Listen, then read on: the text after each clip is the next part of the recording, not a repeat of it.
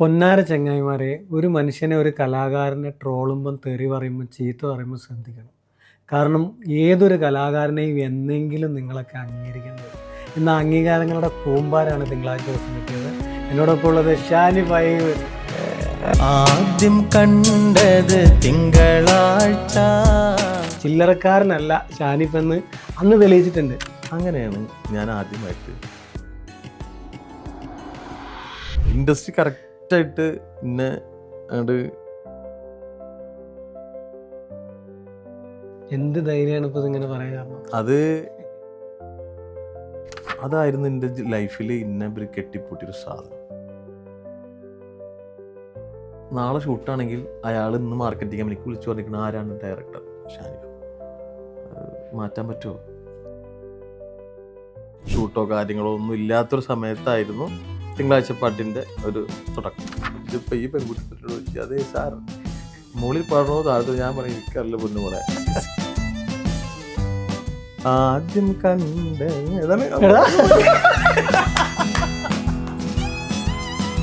അയ്യോ പോയി അതല്ലേ വക്കീലേക്ക് പോയി. ഇങ്ങളെ എന്തിനാ എടുത്തിട്ട് ഒരു റാപ്പ് സാധനം കണ്ട് വന്നത്. ഷാനിഫയിലൊരു വേടനുണ്ട്. ആദ്യം കണ്ടത് തിങ്കളാഴ്ച, പിന്നെ കണ്ടത് ചൊവ്വാഴ്ച, തമ്മിൽ കണ്ടത് ബുധനാഴ്ച, നോക്കി നിന്നത് വ്യാഴാഴ്ച. പൊന്നാര ചങ്ങായിമാരെ, ഒരു മനുഷ്യനെ ഒരു കലാകാരനെ ട്രോളുമ്പം തെറി പറയുമ്പോൾ ചീത്ത പറയുമ്പോൾ ശ്രദ്ധിക്കണം. കാരണം ഏതൊരു കലാകാരനെയും എന്നെങ്കിലും നിങ്ങളൊക്കെ അംഗീകരിക്കേണ്ടി വരും. എന്ന അംഗീകാരങ്ങളുടെ കൂമ്പാരാണ് തിങ്കളാഴ്ച ദിവസം കിട്ടിയത്. എന്നോടൊപ്പം ഉള്ളത് ഷാനി ഫൈവ്. മാഷാഅല്ലാ. എന്താണ് സുഖം? നമ്മൾ ആദ്യം കണ്ടത് തിങ്കളാഴ്ച. അതെ, ദുബായിൽ വെച്ച് കണ്ടതും തിങ്കളാഴ്ച. തിങ്കളാഴ്ചൻ്റെ പ്രത്യേകത എന്താ? തിങ്കളാഴ്ച പ്രത്യേകത എൻ്റെ കലാജീവിതത്തിൽ ഒരു ടേണിംഗ് പോയിന്റ് ആണ് തിങ്കളാഴ്ച. 4 കൊല്ലം മുന്നല്ലേ ഈ തിങ്കളാഴ്ച തുടക്കട്ടത്? അതെ, കൊറോണ ടൈമിൽ. കൊറോണ സമയത്ത് വീണ്ടും പ്രതീക്ഷിക്കാണ്ട് ഈ ഒരു തിങ്കളാഴ്ച ഏറ്റവും നല്ല ദിവസമായിട്ട് മാറി ഷാനിഫിൻ്റെ. അതെ, കുറ്റപ്പെടുത്തിയവരും കളിയാക്കിയവരും പരിഹസിച്ചവരും ഒക്കെ അംഗീകരിച്ചിട്ട് ഇന്ന് പിന്നാലെ നടക്കുകയാണ് അല്ലേ? കുറേയൊക്കെ ദുനിയാവ് മൊത്തം പരിപാടിയിലേക്ക് എല്ലാവർക്കും ഇഷ്ടം തുടങ്ങി അല്ലേ? ഈ ഒരു പാട്ട് സത്യത്തിൽ വലിയ സംഭവമാക്കിയിട്ട് തുടക്കട്ട പാട്ടൊന്നുമല്ല. ഷാനിഫിന്റെ തലയിൽ തോന്നിയ ഒരു ടൈം പാസ് ആണ് അല്ലേ? വെറുതെ ഒരു രസത്തിന് ചെയ്തൊരു പാട്ട്. പിന്നെ പാട്ടിനെ പറ്റും വെറുതെ ഒരു രസത്തിന് ചെയ്ത പാട്ട് എന്ന് പറയുമ്പോൾ അതിൻ്റെ പിന്നിലേക്ക് പോകേണ്ടി വരും. കാരണം ഇപ്പോൾ ചിലക്കാർക്കും അറിയാമല്ലോ, നമ്മൾ ആ പാട്ടിന് മുമ്പും ഒരുപാട് മാപ്പിളപ്പാട്ടിൻ്റെ പിന്നിലും മുന്നിലും പ്രവർത്തിച്ച ഒരാളാണ്. ഡയറക്ടറായിട്ടും മറ്റുള്ള രീതിയിലും ഒക്കെ ആയിട്ട് ഏകദേശം നമുക്ക് തോന്നുന്നു ഒരു 500-ലധികം പാട്ട്, മാപ്പിളപ്പാട്ട് അല്ലെങ്കിൽ മറ്റുള്ള പാട്ടുകളുടെ ഡയറക്ഷൻ ചെയ്തതിന് ശേഷമാണ് തിങ്കളാഴ്ച പാട്ട് എന്ന് പറയുന്ന പാട്ടിൻ്റെ ഒരു തുടക്കം. അപ്പോൾ ആ ഒരു 500 പാട്ടൊക്കെ ചെയ്ത് നിൽക്കുന്ന സമയത്ത് ആ ആൽബങ്ങളിലും ഏകദേശം മില്യൺസൊക്കെ അടിച്ച പല പാട്ടുകളുമുണ്ട്. സലീം കോടത്തൂരിനെ വെച്ചിട്ടാണെങ്കിലും ഷാഫിഖാനെ വെച്ചിട്ടാണെങ്കിലും ഒക്കെ ഒരുപാട് പാട്ടുകൾ ഡയറക്റ്റ് ചെയ്തിട്ടൊക്കെ ഇറങ്ങിയൊരു സമയം മലബാറിൽ ക്ലിക്കായ കുറേ പാട്ടുകൾ ഉണ്ടെങ്കിലും കൊറോണ സമയത്ത് എല്ലാ കലാകാരന്മാരും ഒതുങ്ങിക്കൂടിയൊരു സമയമായിരുന്നു. കാരണം നമുക്ക് ആർക്കും പ്രോഗ്രാമുകളോ അല്ലെങ്കിൽ മറ്റുള്ള ഷൂട്ടോ കാര്യങ്ങളോ ഒന്നും ഇല്ലാത്തൊരു സമയത്തായിരുന്നു തിങ്കളാഴ്ച പാട്ടിൻ്റെ ഒരു തുടക്കം. ഒരു സമയത്ത് ദുബൈയിൽ വരുന്ന സമയത്തൊക്കെ ദുബൈയിൽ ഷമീർ കടടുത്തും അതുപോലെ ആഷിം കടടുത്തും അങ്ങനെയുള്ള നമ്മളെ ഒരുപാട് പ്രൊഡ്യൂസേഴ്സ് ഉണ്ട്, നമ്മളെ സൗഹൃദങ്ങൾ. അവരൊക്കെ അടുത്ത് വരുമ്പോൾ വെറുതെ ഇരുന്ന് പാടിക്കൊണ്ടിരുന്നത് പാട്ടായിരുന്നു തിങ്കളാഴ്ച പാട്ട്. അതും ആ ഒരു 7 വരി മാത്രം. ചില സമയങ്ങളിൽ തിങ്കളാഴ്ച ചൊവ്വാഴ്ച അങ്ങനെ കൂട്ടിയിണക്കിയിട്ട് ഞങ്ങളിങ്ങനെ സൗഹൃദങ്ങളിൽ പാടുന്ന പാട്ടായിരുന്നു. അപ്പോൾ ഈ കൊറോണ സമയത്ത് നമ്മളൊരു സുഹൃത്തുമായിട്ടൊരു പാട്ട് പാടാൻ വേണ്ടിയിട്ട് കൊച്ചിയിലേക്ക് പോണ്. അദ്ദേഹത്തിനെ കൊണ്ട് നല്ലൊരു ഒരു വിരഹഗാനം പാടിക്കുന്ന തിരക്കിൽ ഇങ്ങനെ വെറുതെ പാടിക്കൊണ്ടിരിക്കുന്ന ഈ പാട്ടൊരു 7 വരി പാടാനുള്ളൊരു കൗതുകം. ഞാൻ പാട്ടുകാരനല്ല, ഓൾറെഡി സിംഗറൊന്നുമല്ല, എങ്കിലും ആങ്കറിംഗ് ഒക്കെ ആയിട്ട് നമ്മൾ മറ്റ് സൗഹൃദ പാട്ടുകളുടെ കൂടെയൊക്കെ സ്റ്റേജിലൊക്കെ കോറസ് പാടാൻ വേണ്ടിയിട്ടൊക്കെ നമ്മൾ ഇങ്ങനെ ചെയ്യും. അപ്പോൾ ആ ഒരു സമയത്ത് ഈ ഒരു 7 വരി പാടാനുള്ള ഒരു കൗതുകം, ആ കൗതുകത്തിൽ നിന്നാണ് ഞാൻ ഒരു റീൽസിന് വേണ്ടിയിട്ട് ഈ പാട്ട് CH ഫഹദിൻ്റെ സ്റ്റുഡിയോയിൽ പാടുന്നതും. അതിനുശേഷം അദ്ദേഹം വിളിച്ച് പറഞ്ഞു, ഷാനിഫ ഇത് ഇത് കുഴപ്പമില്ലടാ, ഒരു രസമുണ്ടടാ, ഒരു വെറൈറ്റി ഉണ്ട്, ഇതൊന്ന് കംപ്ലീറ്റ് ചെയ്യാൻ പറ്റുമോ വെച്ചാൽ പറഞ്ഞ് ഇന്ത്യ കംപ്ലീറ്റ് ചെയ്യാൻ എൻ്റെ അതിൻ്റെ വരികളൊന്നുമില്ല, കാരണം ആ ഒരു 7 വരി മാത്രമേ എൻ്റെ അടുത്തുള്ളൂ. വേറൊരു പാട്ടിന് എഴുതി വെച്ച ഒരു അനുപല്ലവി ഉണ്ടായിരുന്നു.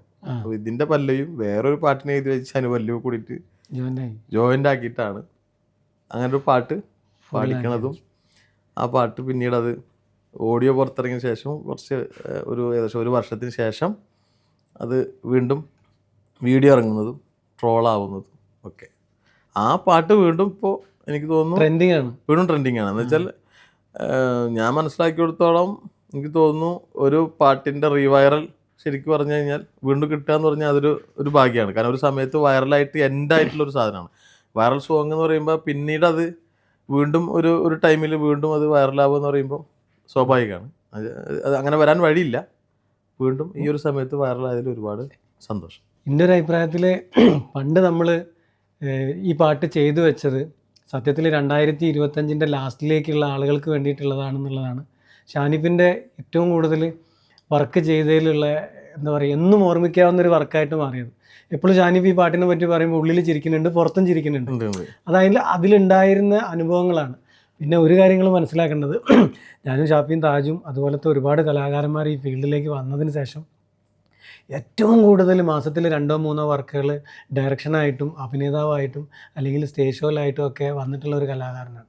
ഒരുപാട് എൻ്റെ അഭിപ്രായത്തിൽ 1000 പാട്ടുകൾക്ക് മുകളിലേക്ക് ചിലപ്പോൾ ഡയറക്റ്റ് ചെയ്തിട്ടുണ്ടാവും, 500 പാട്ടുകൾക്ക് താഴെയായിട്ട് അഭിനയിച്ചിട്ടുണ്ടാവും, ഒരുപാട് ഷോയിൽ അത്രയും നിറഞ്ഞു നിന്നിട്ടുണ്ട്. ഇതിൽ നിന്നും എനിക്ക് മനസ്സിലായത് എന്താ വെച്ചാൽ ഈ ഫീൽഡിനെ ഭയങ്കരമായിട്ട് ഇഷ്ടപ്പെട്ടിട്ടുണ്ട്. സത്യം ഒരു ലക്ഷ്യം ഉണ്ടായിരുന്നു. കാരണം ഇതിൽ നിന്നും ഇങ്ങനെ വർക്കുകൾ ചെയ്തിട്ട് സിനിമ സ്വപ്നമാണ്, സിനിമയിലേക്ക് എത്താന്നുള്ളത്. പക്ഷേ ഇതൊന്നുമല്ല ട്വിസ്റ്റ്.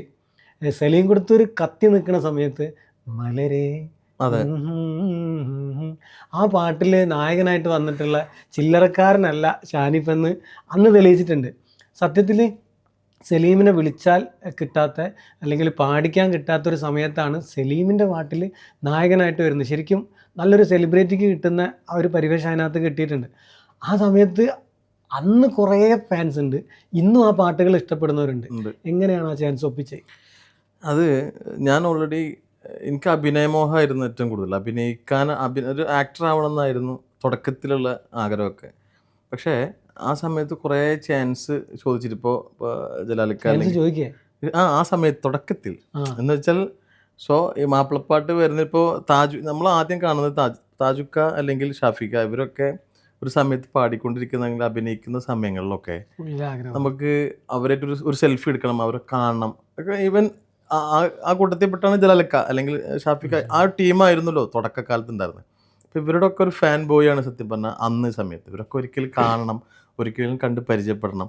സെലി പിന്നെ നമ്മൾ അടുത്ത നാട്ടുകാരനായതുകൊണ്ട് തന്നെ അത് നമ്മളെപ്പോഴും കണ്ടുവരുന്ന ഒരാളായതുകൊണ്ട് അതിൽ കൂടുതൽ പരിഗണന ഈ പറയുന്ന കാലിക്കറ്റ് ഈ കോഴിക്കോട് നിന്ന് വന്ന ഈ കലാകാരന്മാരുമായിട്ട് കാണണം, അവരെ കൂടെ ഇരിക്കണം, അല്ലെങ്കിൽ ഒരു സെൽഫി എടുക്കണം, സംസാരിക്കണം എന്നൊക്കെ ആഗ്രഹിച്ച ഒരാളാണ്. അപ്പോൾ അന്ന് ഇവരെ കൂടെ ഒക്കെ അഭിനയിക്കാനും അല്ലെങ്കിൽ പാട്ടിലൂടെ അഭിനയിച്ച് വരാനൊക്കെ ഒരുപാട് ആഗ്രഹം ഉണ്ടായിട്ട് ഞാൻ പല രീതിയിലും ശ്രമം നടത്തിയിട്ടുണ്ട്. ശ്രമമൊക്കെ പാളിപ്പോയി. കാരണം പാളിപ്പോയപ്പോൾ എനിക്ക് തോന്നി എന്തുകൊണ്ട് ഈ ക്രിയേറ്റിവിറ്റി അല്ലെങ്കിൽ ഈ ഒരു ഡയറക്ടറായിട്ട് വരുന്നതല്ല, ക്രിയേറ്റിവിറ്റി നമ്മളെ മനസ്സിലുള്ളത് നമുക്ക് ചെയ്തുകൂടാ. അങ്ങനെയാണ് ഏകദേശം 35ഓളം ആൽബം ഞാൻ ഡയറക്റ്റ് ചെയ്യുന്നത് ഒരു സമയത്ത്. അന്ന് ലത്തീഫ് മാറഞ്ചേരി പോലത്തെ ക്യാമറമാരാണ് തുടക്കകാലത്തുള്ളത് അന്നുള്ളത്. വലിയ SLR മറ്റേ DSR കോഴിക്കോട് കഴിഞ്ഞു കഴിഞ്ഞാൽ പിന്നെ നമ്മളെ നാട്ടിലുള്ളത്. അങ്ങനെ ഇരിക്കുന്ന സമയത്താണ് നമ്മൾ അൻവർക്ക അന്ന് ആൽബത്തിലേക്ക് വന്ന സമയമാണ്, അൻവർ ഷെരീഫ്. അപ്പോൾ അദ്ദേഹത്തിന് വെച്ചിട്ടാണ് ഒരു പ്രൊജക്റ്റ് ഞങ്ങൾ ഓണാക്കുകയാണ്. TS ബാബുവാണ് ക്യാമറ. TS ബാബുവാണ് അന്ന് ക്യാമറ, സുബ്രു തിരൂര് മേക്കപ്പ്. ഞാൻ ഡയറക്റ്റ് ചെയ്യുന്ന ഒരു സോങ്, എനിക്ക് തോന്നുന്നു സിറാജ് ഫാൻറ്റസി എഴുതിയ ലിറിക്സ് മ്യൂസിക് ചെയ്തൊരു പാട്ടിൻ്റെ ഷൂട്ടാണ് നടക്കുന്നത് ബീച്ചിലും. ആ സമയത്ത് എന്തോ ഒരു കാരണം കൊണ്ട് നമ്മളെ അൻവർക്ക ഹോൾഡ് ആവണം എന്ന് വെച്ചാൽ അദ്ദേഹത്തിന് വരാൻ പറ്റിയില്ല. സുനിത ചേച്ചിയാണ് നായികയായിട്ട് അന്ന് വന്നത്. അപ്പോൾ സുനിത ചേച്ചിയുടെ അനിയത്തിയായിട്ടാണ് ജലാൽക്കാർക്ക് ഓർമ്മ ഉണ്ടെന്ന് തോന്നുന്നു, ഒരു സമയത്ത് വൈറലായ ഒരു ടീച്ചർ ഉണ്ടായിരുന്നു. ഒരു ടീച്ചർ കുട്ടികൾക്ക് പാട്ട് പാടി കൊടുത്തൊരു ടീച്ചർ, കോഴിക്കോട്ടുകാരി ഒരു ടീച്ചർ പെട്ടെന്ന് വൈറലായി. നഴ്സറി കുട്ടികൾക്ക് ഒരു പാട്ട് പാടി കൊടുത്തിട്ട് ഭയങ്കരമായിട്ട്. ആ കുട്ടിയായിരുന്നു സുനിത ചേച്ചിയുടെ അനിയത്തിയായിട്ട് അതിൽ അഭിനയിക്കുന്നു. അന്ന് ആ കുട്ടി വളരെ ചെറുതാണ്. അപ്പോൾ നായകൻ ഈ പറയുന്ന അൻവർക്ക, നായിക സുനിത ചേച്ചി. സുനിത ചേച്ചി വന്നിട്ടുണ്ട്. TS ബാബു സാറിൻ്റെ കെയർ ഓഫ് സുനിത ചേച്ചിയുടെ എൻട്രി വന്നിട്ടുള്ളത്. പക്ഷെ ആ ഷൂട്ട് ഹോൾഡ് ആവുകയാണ്. ഏകദേശം 10 മണി 12 മണി സമയത്താണ് ഷൂട്ട് നമ്മൾ ക്യാൻസൽ ചെയ്യുന്നത്. അത് എന്തോ ഒരു സാങ്കേതിക തടസ്സം കൊണ്ട് അൻവർക്കാക്ക് വരാൻ പറ്റിയില്ല. അപ്പോൾ ആ ഒരു സമയം അവിടെ, അപ്പോൾ സുനിത ചേച്ചിക്ക് പേയ്മെൻറ്റ് കൊടുത്ത് നമ്മൾ പറഞ്ഞയച്ചു. പിന്നെ ഉള്ളത് അനിയത്തിയായിട്ട് അഭിനയിക്കാൻ വന്നൊരു കുട്ടിയാണ്. അന്ന് നമ്മൾ ബോഡി ലാംഗ്വേജ് ഒക്കെ വളരെ വർഷം കുറയാലോ, 15 വർഷത്തെ ഡിഫറൻസ് ഉണ്ട്. അപ്പോൾ ആ സമയത്ത് പറഞ്ഞിടാ എന്തായാലും നമുക്ക് യൂണിറ്റ് കാര്യങ്ങളൊക്കെ ഇവിടെ ഉണ്ട്, അനക്കാണെങ്കിൽ അഭിനയിക്കാനും നല്ല താല്പര്യമുണ്ട്, ഒരു കാര്യം ചെയ്യും, ഈ എൻ്റെ താടിയൊക്കെ വടിച്ചിട്ട് ഒരു ലുക്കിൽ ഇങ്ങോട്ട് വാ, 12 മണിയിലായിട്ടുള്ളൂ, നമുക്ക് ഫുഡ് അടിച്ചിട്ട് ഷൂട്ട് തുടങ്ങാം. പക്ഷെ പാട്ടത് ചെയ്യാൻ പറ്റില്ല. കാരണം പാട്ട് അൻവർക്കാക്ക് വേണ്ടി നമ്മൾ വെച്ചൊരു പാട്ട് എന്നല്ലെങ്കിൽ നാളെ ചെയ്യണം, വേറെ പാട്ടില്ല. അപ്പോൾ സിറായിക്കാക്ക് വിളിക്കണം. സിറായിക്കാക്ക് വിളിച്ചപ്പോൾ സിറായിക്ക പറഞ്ഞിടാ അങ്ങനെ ഒരു പാട്ടുണ്ട്, എൻ്റെ സ്വന്തം പെണ്ണല്ലേ എൻ്റെ മാത്രം മുത്തല്ലേ കണ്ണടച്ചാലുൾ കണ്ണിൽ കാണും നീല നിലാവല്ലേ. അതാണ് പാട്ട്, ഭയങ്കര ഹിറ്റ് പാട്ടാണ്. ആ പാട്ടുണ്ട്, അത് വേണമെങ്കിൽ ഇത് ചെയ്തു എന്ന് പറഞ്ഞു. അങ്ങനെയാണ് ഞാൻ ആദ്യമായിട്ട് ക്യാമറയ്ക്ക് മുന്നിൽ അഭിനേതാവുന്നത്. അന്ന് പാട്ടുകളൊക്കെ വരുന്നത് അന്ന് TV ആണല്ലോ, എന്ന് വെച്ചാൽ നമ്മൾ സിറ്റി ചാനൽ. അങ്ങനെയാണ് ആ പാട്ടാണ് എൻ്റെ ആദ്യത്തെ അഭിനയം. അതിനുശേഷമാണ് വീണ്ടും അഭിനയിക്കാനുള്ള ആഗ്രഹങ്ങൾ കൂടി വരുന്നു. പക്ഷേ ആ പാട്ട് എഡിറ്റിംഗ് ടേബിളിലെത്തിയപ്പോൾ, എഡിറ്റിംഗ് ടേബിൾ അന്ന് മെൽബിനാണ് എഡിറ്റിംഗ്. സത്യം പറയട്ടെ, അപ്പോൾ നമുക്ക് കാര്യങ്ങൾ തുറന്ന് പറയാമല്ലോ. ആ പാട്ട് എഡിറ്റിംഗ് എത്തിയ സമയത്ത് ഒരുപാട് വിമർശനങ്ങൾ വന്നിട്ടായിരുന്നു ആ സമയത്ത്. കാരണം ഞാൻ ഫസ്റ്റ് ടൈമാണ് മെൽബിൻ സാറിനെ കാണുന്നത്, അല്ലെങ്കിൽ ഫസ്റ്റ് ടൈമാണ് സലീം കോടത്തിൻ്റെ ഒരു പാട്ടിൽ അഭിനയിക്കുന്നത്. ആക്ടിങ് മൊമെൻറ്റിലേക്ക് ആദ്യമായിട്ട് കാലെടുത്ത് വെക്കുകയാണ്. പിന്നെ ആ സമയത്താണെങ്കിൽ ഒരുപാട് ഈ പറഞ്ഞ നമ്മളെ സെലി ആയിക്കോട്ടെ, അല്ലെങ്കിൽ ഇവിടെ പാട്ടുകളൊക്കെ കത്തി നിൽക്കുന്ന സമയം, നായകസ്ഥാനത്ത് ഈ പറയുന്ന പോലെ അൻവർക്ക മുതൽ ഭയങ്കരമായിട്ട് കത്തിക്കുന്ന ഒരു സമയത്താണ് നമ്മൾ ഈ പാട്ട്. അപ്പോൾ ഇൻഡസ്ട്രിയിൽ ഒരു ചർച്ച വന്ന്, എന്തിനാണ് ഈ പാട്ട് ഇയാൾ അഭിനയിച്ചത്, അയാൾക്ക് ഡയറക്റ്റ് ചെയ്താൽ പോരെ, അങ്ങനെ ഒരു പാട്ട് നല്ലൊരു പാട്ടല്ലേ അത്. അത് നമ്മളെ സംബന്ധിച്ചോളം നമ്മളുടെ അഭിനയാഗ്രഹം കൊണ്ടാണ് അഭിനയിച്ചതെങ്കിലും, പക്ഷെ അന്നത്തെ പാട്ടിന് റേഞ്ച് ഉള്ളത് കൊണ്ട് അതൊക്കെ ഹിറ്റ് പാട്ടുകളിൽ ആ പാടിയവര് തന്നെ അഭിനയിക്കും എന്നുള്ളതാണ് ഓരോ മാർക്കറ്റിംഗ് സ്വാഭാവികം. അങ്ങനെ ആ പാട്ടിന് ഒരുപാട് വിമർശനങ്ങൾ വന്നിട്ട് പ്രൊഡ്യൂസറുടെ നിർബന്ധം കൊണ്ടാണ് ആ പാട്ട് ശരിക്കും എഡിറ്റ് ചെയ്തിട്ട് ഔട്ടാക്കുന്നത്. പക്ഷെ ആ പാട്ട് ഭയങ്കരമായിട്ട് മൈലേജ്, ഒരു പാട്ട് എനിക്ക് ഒരുപാട് മൈലേജ് അഭിനയിക്കാം എനിക്ക് എന്നുള്ളൊരു തോന്നൽ എനിക്കും പ്രേക്ഷകർക്കും ഉണ്ടായിട്ടുണ്ടായിരിക്കാം. അവിടെ നിന്നാണ് പിന്നെ ഞാൻ വീണ്ടും പല പാട്ടുകൾ എടുത്തിട്ട് ഇതേ ഒരു സംഭവം തന്നെ എനിക്ക് തോന്നുന്നു മലരെ എന്ന് പറയുന്ന ഈ പാട്ട് അഭിനയിച്ചതിൽ ഒരുപാട് സൗഹൃദങ്ങൾ നഷ്ടപ്പെട്ടിട്ടുണ്ട്. ആ പാട്ടിന് നാലുപേര് പാടിയിട്ട് മലരെ എന്ന പാട്ട് ഞാൻ പാടിയ പാട്ടല്ല എങ്കിലും മലരെ എന്നോ മൽക്കീനാവിൻ്റെ മണിമുല്ലേ അതങ്ങനെ, അത് ഡ്യുവറ്റ് സോങ് ആണ്. കാരണം ആ പാട്ട് ഒരുപാട് ആളുകളുടെ മനസ്സിൽ ഇപ്പോഴും മനസ്സിലുള്ള, പിന്നെ ആ ട്യൂൺ ഉപയോഗിച്ച മങ്കൂസ് മൗലൂദിന്റെ അത് അന്ന് വന്ന പാട്ടിൽ പെട്ടെന്ന് വ്യത്യസ്തമായിട്ടൊരു ട്യൂൺ വന്നപ്പോൾ ആളുകൾ ഭയങ്കരമായിട്ട് അത് ക്യാച്ച് ചെയ്തിട്ടുണ്ട്, ഇഷ്ടപ്പെട്ടിട്ടുണ്ട്. അതിലൂടെ പുതിയൊരു മുഖം വന്നപ്പോൾ 100% എല്ലാരെയും പോലെ ഷാനിഫിനെ അംഗീകരിച്ചു. അതും TS ബാബുവിനാണ് ക്യാമറ, അതും എഡിറ്റ് ചെയ്തത് മെൽബിൻ സാറിനാണ്. പക്ഷെ അന്ന് എനിക്ക് തോന്നുന്നു, ഞാൻ ഇപ്പോഴും എൻ്റെ ഒരു സന്തോഷം എന്താണെന്ന് വെച്ചാൽ, ഞാൻ ആദ്യമായിട്ടൊരു പാട്ടിൽ അഭിനയിച്ചപ്പോൾ എന്തിന് ഇയാൾ അഭിനയിച്ചു, അല്ലെങ്കിൽ എന്തിനാണ് ഇയാൾ ഇൻഡസ്ട്രിയിൽ, ഇയാൾക്ക് ഡയറക്റ്റ് ചെയ്താൽ പോരെ, ഇയാൾ അങ്ങനെ സംസാരിച്ച സൗഹൃദങ്ങളിൽപ്പെട്ട മെൽബിൻ, അല്ലെങ്കിൽ ഇതും ഒന്ന് മെൽബിൻ ഭയങ്കര സൗഹൃദം. ഞാൻ വരുന്നതിൻ്റെ 2 ദിവസം മുമ്പോടും ഞങ്ങൾ തമ്മിൽ കണക്ഷൻ ഇട്ടാ. പക്ഷെ ആ കണക്ഷൻ ബേസിൽ ഇന്നും ഞാനിങ്ങനെ ആലോചിക്കും, അങ്ങനെ ആ പാട്ടിനെയൊക്കെ വിമർശിച്ച് ഫീൽഡിലേക്ക് ഇൻഡസ്ട്രിയിലേക്ക് വന്നിട്ട് സംസാരിച്ച ആ മെൽബിൻ ഒരു പക്ഷേ എൻ്റെ ഒരു 500 ആൽബം എഡിറ്റ് ചെയ്തിട്ടുണ്ടാവും. തീർച്ചയായിട്ടും ഞാൻ പറഞ്ഞതിൻ്റെ ഒരു ഈ ഒരു കാലയളവിൽ, അല്ലെങ്കിൽ അങ്ങനെ പറഞ്ഞ മറ്റ് നമ്മളെ സൗഹൃദങ്ങളിലുള്ള പാട്ടുകാരൻ്റെ പാട്ടുകൾ ഞാൻ ഏകദേശം ഒരു 500 എണ്ണം ഞാൻ ഡയറക്റ്റ് ചെയ്തിട്ടുണ്ടാവും. ഞാൻ എഴുതിയ തിരക്കഥ, ഞാൻ എഴുതിയ കഥാപാത്രങ്ങൾ അദ്ദേഹം അഭിനയിച്ചിട്ടുണ്ടാവും. എങ്ങനെ ഇൻഡസ്ട്രിയിലേക്ക് എന്തിനാണ് ഇയാൾ എന്ന് ചോദിച്ച മറുപടി ഞാൻ കൊടുത്തത് എൻ്റെ തിരക്കഥയിൽ ആ പറഞ്ഞ ആള് ഏകദേശം 500 ആൽബത്തിൽ നായകനായിട്ടുണ്ടാവും. ഷാനി ഫൈർ എന്ന് പറയുന്ന ഈ കലാകാരനെ കുറിച്ചിട്ട് ഞാനൊരു കാര്യം പറയാം. നമ്മൾ ഈ ഫീൽഡിൽ ഒരുപാട് വർക്കുകളൊക്കെ ചെയ്തതാണ്. പക്ഷേ ഷാനിഫിനെ പോലെ ഇത്രയും ആൽബങ്ങൾ ചെയ്തതും അഭിനയിച്ചതും അതിലുപരി അതിൻ്റെ പിന്നിൽ പ്രവർത്തിച്ചതായിട്ടുള്ള വേറൊരു കലാകാരനില്ല, എൻ്റെ അറിവിലില്ല. ഞാനത് ഉറച്ച് സമ്മതിക്കും. കാരണം ഷാനിഫ് ഈ ഫീൽഡിലേക്ക് വരേണ്ട ആളാണ് എന്നുള്ളതിൻ്റെ ഉറച്ച തീരുമാനം തന്നെയാണ് ഷാനിഫിൻ്റെ ഫസ്റ്റ് എൻട്രി. അതിൽ ആരൊക്കെ എതിർത്താലും ആരൊക്കെ എന്തിനാണ് ഇവൻ എന്ന് ചോദിച്ചാൽ അതിനുള്ള മറുപടിയാണ് ഇന്നിപ്പോൾ നമ്മൾ ഇരിക്കുന്നത്. വീണ്ടും നമ്മുടെ പാട്ട്, തിങ്കളാഴ്ച പാട്ട് പണ്ടത്തതിനേക്കാൾ കൂടുതൽ ആളുകൾ ഏറ്റെടുത്തത്. പിന്നെ അഭിമാനം തോന്നുന്ന ഒരു കാര്യം കൂടെ പറയാം. കാരണം ഒരു സിലബസിലേക്ക്, നമ്മുടെ കുട്ടികളെ സിലബസിലേക്ക് ആ ഒരു പാട്ടെടുത്തിട്ടുണ്ട്. ഞാൻ അറിഞ്ഞു ഇല്ലേ? അതിൻ്റെ ഡീറ്റെയിൽ പറഞ്ഞു. അതിന്റെ ഡീറ്റെയിൽസ് സത്യം പറഞ്ഞാൽ ഞാൻ അതിലേക്ക് പോയിട്ടില്ല. ഡീറ്റെയിൽസ് അയച്ചു. പിന്നെ ഇടയ്ക്ക് ഞാൻ പറഞ്ഞതെന്ന് വെച്ചാൽ, പിന്നെ അങ്ങനെ ഒരു മാറ്റം അജ്മൽ എന്ന് പറയുന്ന കലാകാരനിൽ നിന്നും ഉണ്ടാവണമെന്ന് ഈ കലാലോകത്ത് ഉറച്ചിട്ടുള്ളൊരു തീരുമാനമാണെങ്കിൽ അത് സംഭവിക്കുക തന്നെ ചെയ്യും. മനസ്സിലായി? ഇപ്പം മെൽബിന് ഞാൻ ചെയ്തിട്ടുള്ള ഫസ്റ്റ് വർക്ക്, എഡിറ്റ് ചെയ്തിട്ടുള്ള ആളാണ്. ഫസ്റ്റ് വർക്ക് ഉണ്ണിമലയാളിൻ്റെ സ്റ്റുഡിയോയിൽ പുതുതായിട്ട് എഡിറ്റിംഗ് പഠിക്കാമെന്ന ഒരു എഡിറ്ററാണ്. നല്ല എഡിറ്ററാണ്, അടിപൊളി, കാണാനും നല്ല ചുരുക്കാണ്. അഭിനയിച്ചിട്ടുണ്ട് ആൽബത്തിൽ. അന്ന് മെൽബിൻ്റെ ടൈമാണ്. നമ്മൾ ആൽബിൻ്റെ ചിൽഡ്രൻസ് ഫാത്തിമയിലുണ്ട്, പിന്നെ ദിൽക്കി റാണി, അങ്ങനത്തെ ആൽബങ്ങളിലൊക്കെ ചോക്ലേറ്റ് തന്നെ അന്ന് കുറേ ഫാൻസ് ഉള്ള ഒരാളാണ്. അപ്പം മെൽബിനെ പോലത്തെ ഒരാൾ തുടക്കം ഇട്ട് വരുമ്പം ആ കലാകാരൻ്റെ കുറേ ചോദ്യങ്ങൾക്കുള്ള ഉത്തരം ഷാനിഫ് കൊടുത്തിട്ടുണ്ട്.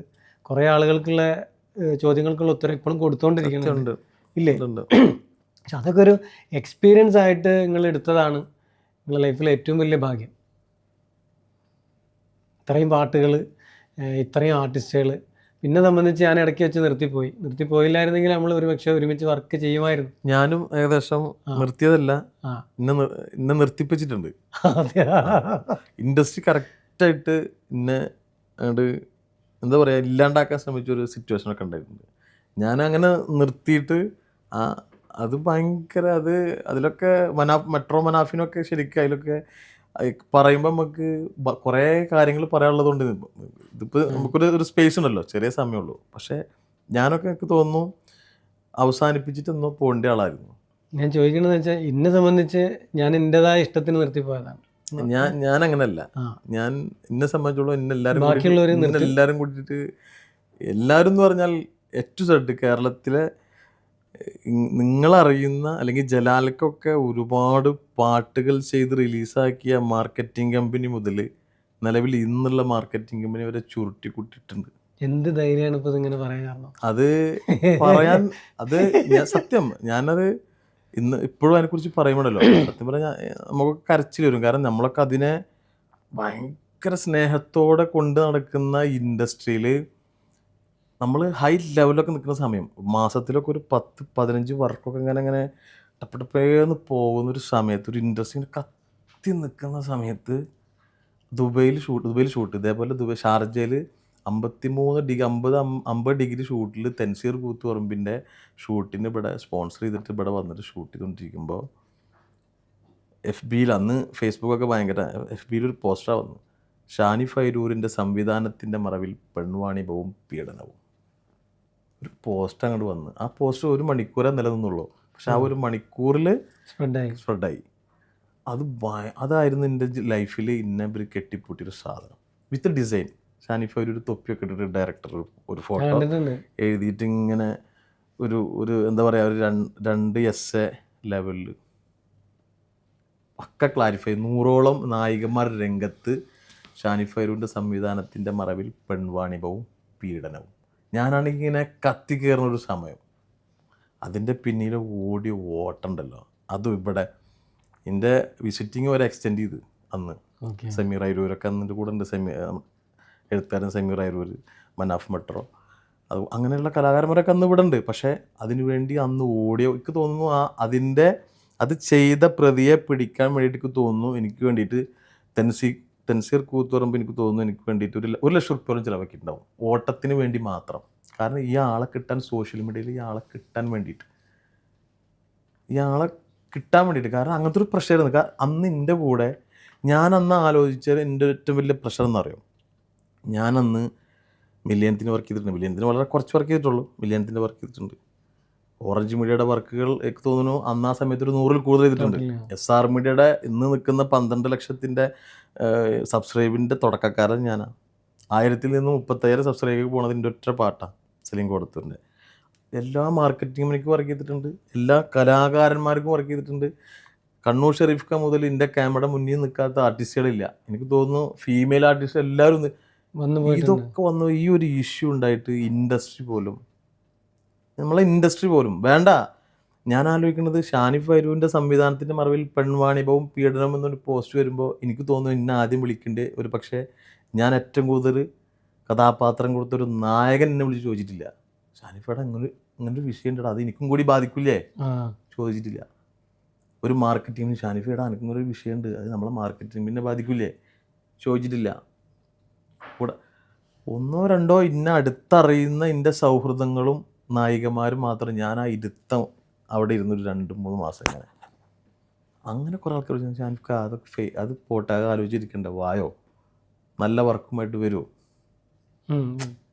നല്ല പ്രൊജക്റ്റായിട്ട് വരി, നിങ്ങൾ വീണ്ടും ഇൻഡസ്ട്രിയിലേക്ക് വരുമോ. അത് ഞാൻ മാത്രമല്ല കേട്ടോ, നമ്മളെ ഫാമിലി, നമ്മളെ കല്യാണം കഴിഞ്ഞൊരു സമയമാണ്, വൈഫ്, കുട്ടികൾ, നമ്മളെ ഫാമിലി, നമ്മളെ ഇൻഡസ്ട്രി, ഞാനങ്ങോട്ട്. പക്ഷെ അതിനെ തരണം ചെയ്തിട്ട് അത് വേറെ കാര്യം. അതൊക്കെ പുഷ്പം പോലെ നമ്മളതിനെ ഒരു 2 മാസത്തെ കാലയളവിൽ അതിന് പ്രതികാരം ചെയ്യാൻ നമ്മളങ്ങനെയല്ല. നമ്മൾ കലയെ നമ്മൾ സ്നേഹിക്കുന്നുണ്ടെങ്കിൽ, നമ്മൾ അതിനെ വളരെ നല്ല രീതിയിൽ കൊണ്ടുപോകുന്നുണ്ടെങ്കിൽ ഓപ്പോസിറ്റ് നമുക്ക് പടച്ചു എന്തേലും കൊടുന്നു തരും. അതേപോലെ 2 മാസം കഴിഞ്ഞൊരു സാധനം നമുക്ക് കൊടുന്നിട്ടാണ് പടച്ചു, ഒരു വലിയൊരു സംഭവം. ആ സംഭവത്തിൽ പ്രതികളാരാ? എന്നോട് ദ്രോഹം ചെയ്ത, അല്ലെങ്കിൽ ഞാൻ പറയുന്നില്ല, ആ സംഭവത്തിൽ ആ ഇഷ്യൂ ആരൊക്കെയാണോ ഷാനിഫിനെ പ്രയാസപ്പെടുത്തിയത്, ആ പ്രയാസപ്പെടുത്തിയവരൊക്കെ ഇതിലത്തെ പ്രതികൾ.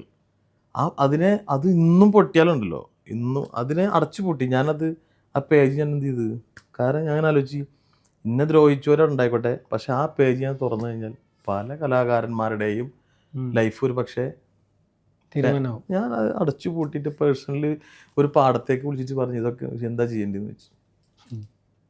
ഇപ്പോൾ ഒന്നും ചെയ്യണ്ട, അത് നമുക്ക് ഉടച്ച് മറക്കാം. പക്ഷെ വേറെ കാര്യം വെച്ചാൽ ഈ ഇഷ്യൂസിൻ്റെ പിന്നിലുള്ള ആൾക്കാരെ എന്നെ സംബന്ധിച്ചിടത്തോളം ഞാൻ അന്ന് തെളിവില്ലാതെ, അതെന്താ സംഭവം വെച്ചാൽ ജലലിക്ക നമ്മളൊരു കലാകാരനാവുമ്പോൾ നമുക്കൊരു ഇഷ്യൂ വന്നു കഴിഞ്ഞാൽ നമ്മൾ പല ആൾക്കാരും സംശയിക്കും കാരണം നമുക്കിതിന് ആളില്ല.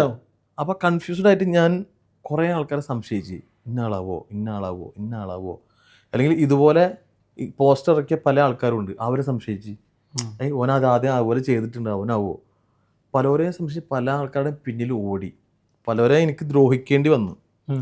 എന്നെ ഇഷ്ടപ്പെടുന്ന കുറേ ബന്ധങ്ങളൊക്കെ ഞാൻ എങ്ങനെ കണ്ട് ശത്രുക്കളായിട്ട് കാണേണ്ടി വന്നു.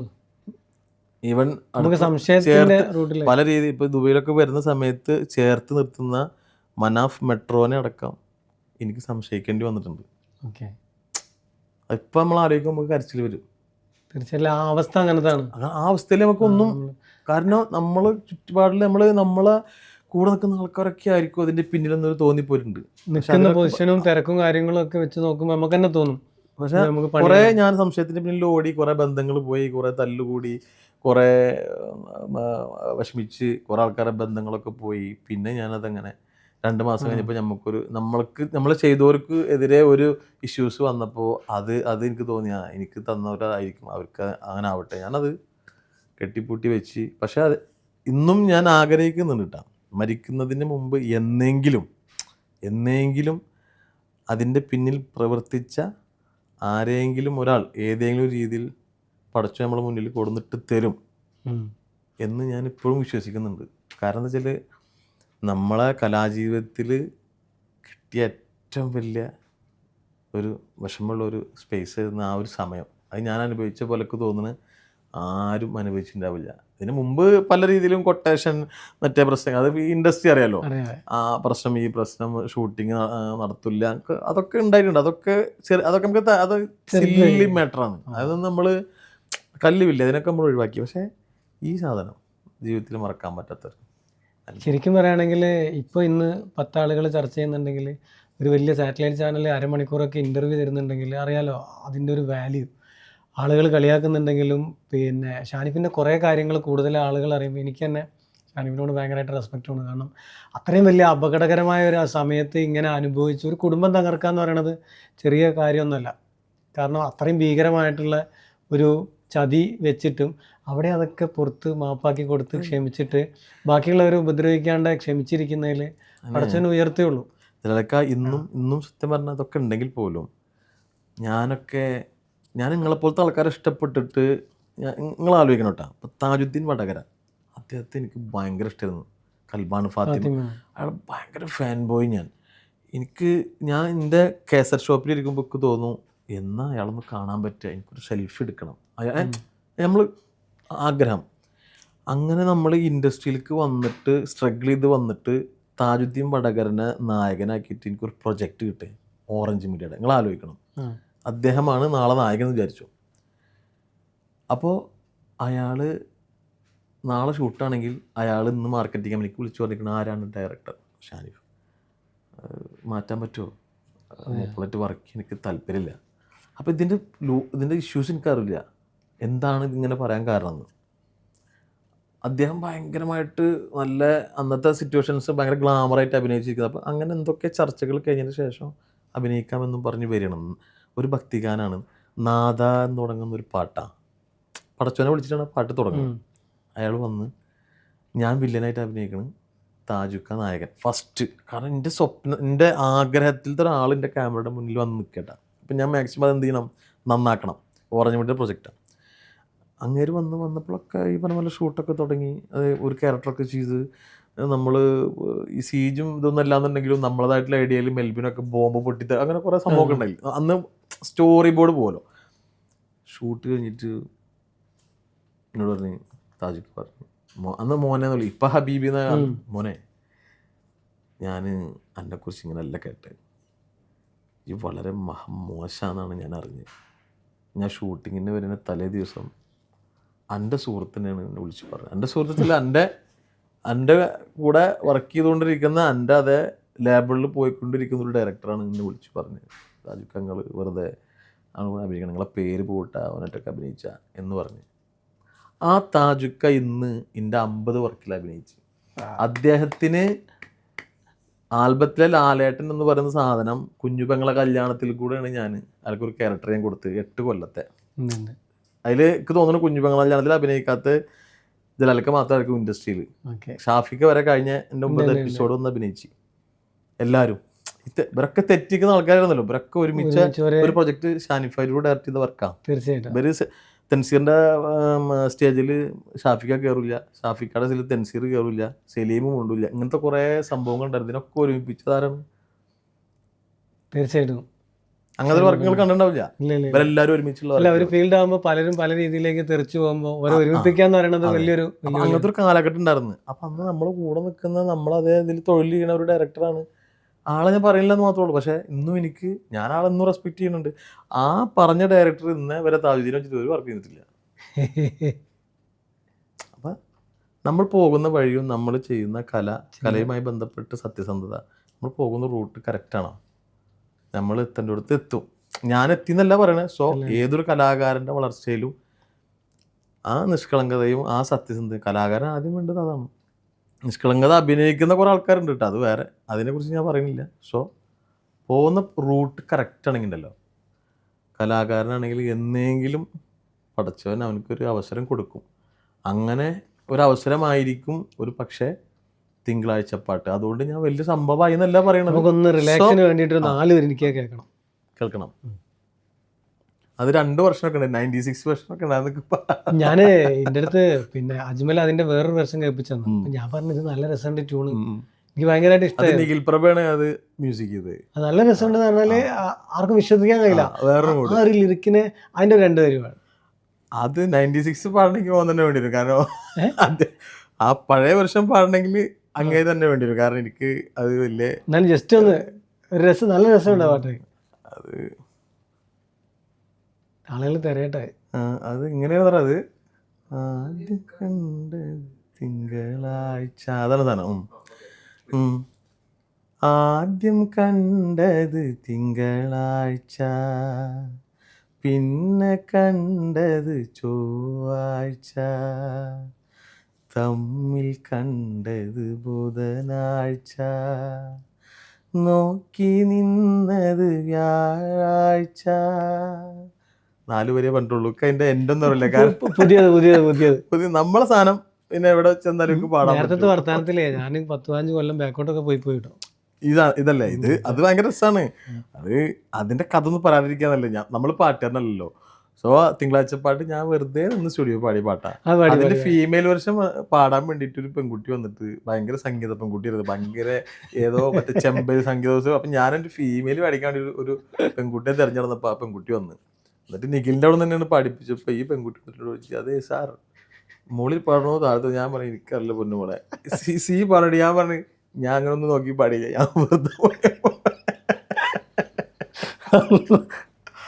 അതാണ് അവസ്ഥ. ആ സാധനമാണ് നിഖിൽ പ്രഭ എടുത്തിട്ട് എന്താക്കിയത്, വേറൊരു ക്ലാസ് ആണാക്കി തെരഞ്ഞു കേട്ടോ. തിങ്കളാഴ്ചന്റെ വേറൊരു വെർഷൻ ഉണ്ട്, അതിമനോഹരമാണ്.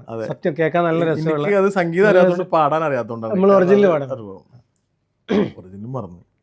ആദ്യം കണ്ടത് തിങ്കളാഴ്ച. ആ ട്യൂണ് പെട്ടെന്ന് കണ്ടു. ആദ്യം കണ്ടത് എന്നെ കെട്ടി വന്നിട്ട് ഞങ്ങൾക്ക് പാടുന്നത്. ആദ്യം കണ്ടത് ഏതാണ്?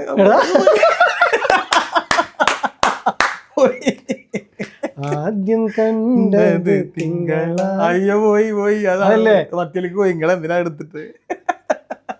എനിക്ക് ആ ട്യൂൺ ഇഷ്ടപ്പെട്ടു. ഞാൻ അതാണോ ഇഷ്ടപ്പെട്ടപ്പോ അതിപ്പോ ഇങ്ങോട്ട് കേറിയേ. ആദ്യം കണ്ടത് തിങ്കളാഴ്ച, പിന്നെ കണ്ടത് ചൊവ്വാഴ്ച, തമ്മിൽ കണ്ടത് ബുധനാഴ്ച, നോക്കി നിന്നത് വ്യാഴാഴ്ച, നീ ചിരിച്ചത് വെള്ളിയാഴ്ച, കൂടെ വന്നത് ശനിയാഴ്ച, ഞായറാഴ്ച കണ്ട കാഴ്ച സങ്കട കാഴ്ച, ഞായറാഴ്ച കണ്ട കാഴ്ച സങ്കട കാഴ്ച. ബീറ്റിൽ കയറി വന്നിട്ട് ആദ്യം കണ്ടത് തിങ്കളാഴ്ച, പിന്നെ കണ്ടത് ചൊവ്വാഴ്ച, തമ്മിൽ കണ്ടത് ബുധനാഴ്ച, നീ ചിരിച്ചത്. അങ്ങനെ സാധനം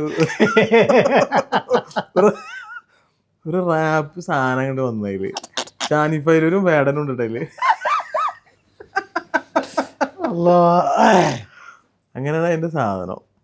ഷാനിഫിനോട് ഇഷ്ടം തോന്നിയ കുറച്ച് കാര്യങ്ങളാണ് ഇനി പറയാൻ പോണത്. മീഡിയ വൺ ചാനലിൽ അതിൻ്റെ റിപ്പോർട്ടർ ഇങ്ങനെ സീരിയസ് ആയിട്ട് പിന്നെ സംസാരിച്ചുകൊണ്ടിരിക്കുമ്പോൾ വൈൻഡപ്പ് ചെയ്യാൻ പോവാ.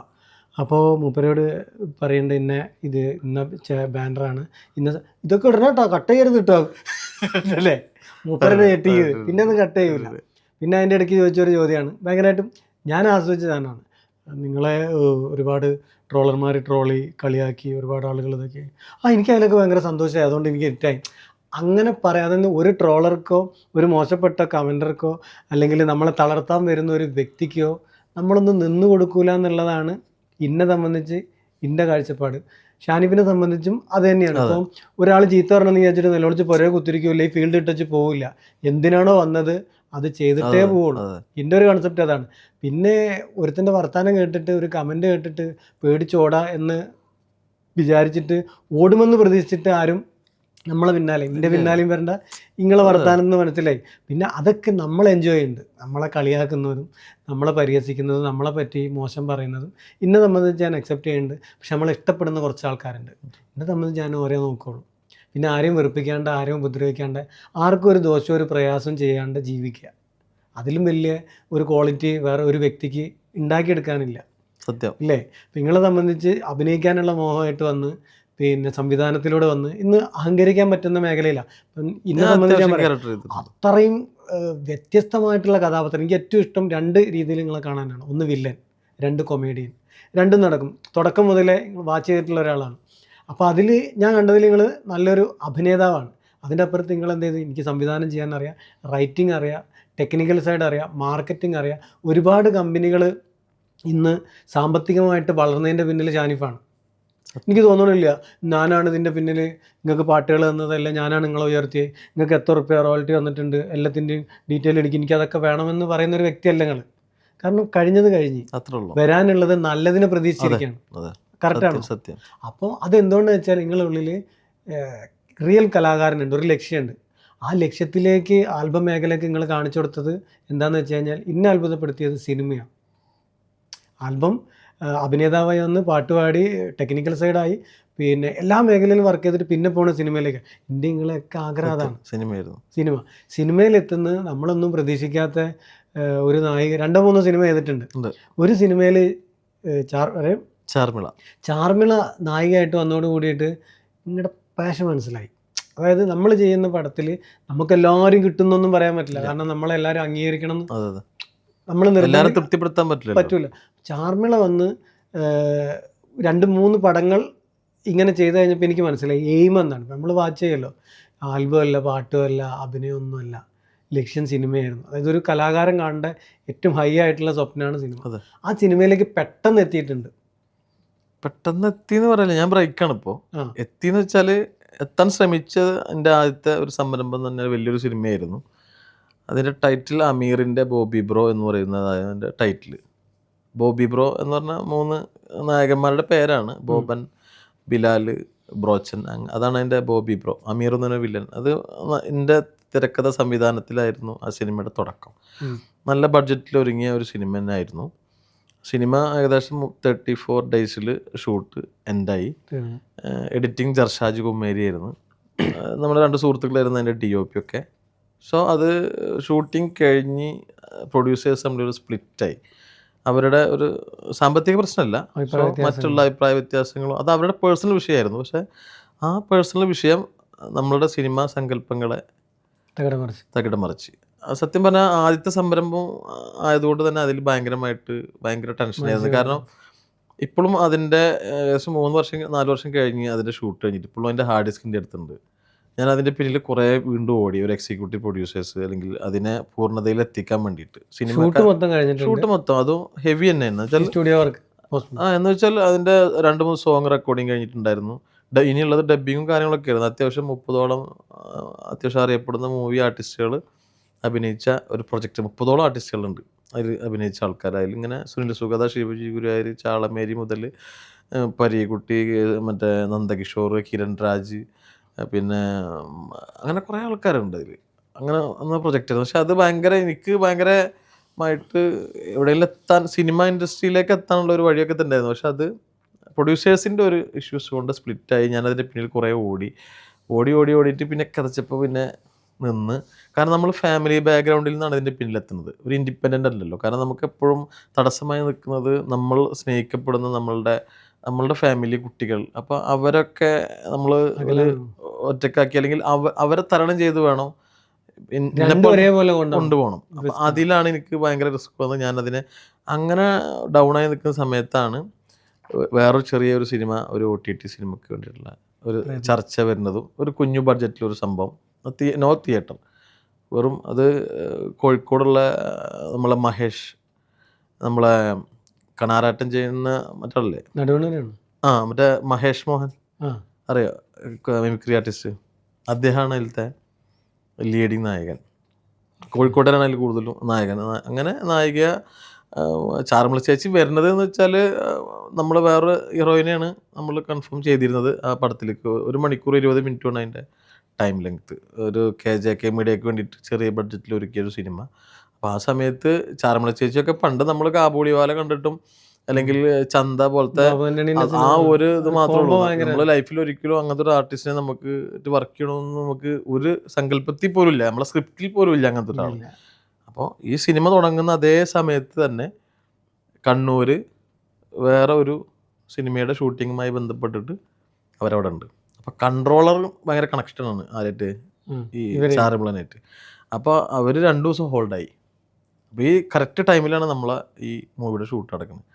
അപ്പോൾ കണ്ണൂരിൽ നിന്ന് ഇവരായിട്ടുള്ള ഈ സംസാരത്തിൽ അതിലേക്ക് എനിക്ക് ഫോൺ വരുന്നു, ഞാൻ സബ്ജക്റ്റ് സംസാരിക്കുന്നു. ശരിക്കും പറഞ്ഞാൽ 2 ഡേയ്സിലാണ് ഈ സിനിമയിൽ ഏകദേശം 8 സീനും 1 സോങ്ങും 2 ഡേയ്സിൽ അടിച്ച് തീർത്ത്. കാരണം 3-ാം ദിവസം അവർക്ക് റിട്ടേൺ ടിക്കറ്റാണ്. അപ്പോൾ അത് കുഞ്ഞ് ബഡ്ജറ്റ് ആയതുകൊണ്ട് അവർ ഹോൾഡ് ചെയ്ത് കഴിഞ്ഞാൽ പിന്നെ നമ്മൾ അവരുടെ നെക്സ്റ്റ് അക്കോമഡേഷൻ, നെക്സ്റ്റ് ഫ്ലൈറ്റ് കാര്യങ്ങളൊക്കെ മൊത്തം പൊട്ടും. കാരണം നമ്മൾ ഒരു ബഡ്ജറ്റ് ഹോൾഡ് ചെയ്തിട്ടാണ് ആ ചെറിയ സിനിമ നമ്മൾ തുടങ്ങിയത്. അപ്പോൾ അത് ശരിക്കും പറഞ്ഞാൽ ഒരു ലക്കിയാണ്. അവരെ കിട്ടിയതും അതും അവരെ പെയറായിട്ട് അഭിനയിക്കാൻ കഴിഞ്ഞതും ഒരു സോങ് അവരായിട്ട് എനിക്ക് അതിൽ അഭിനയിച്ച്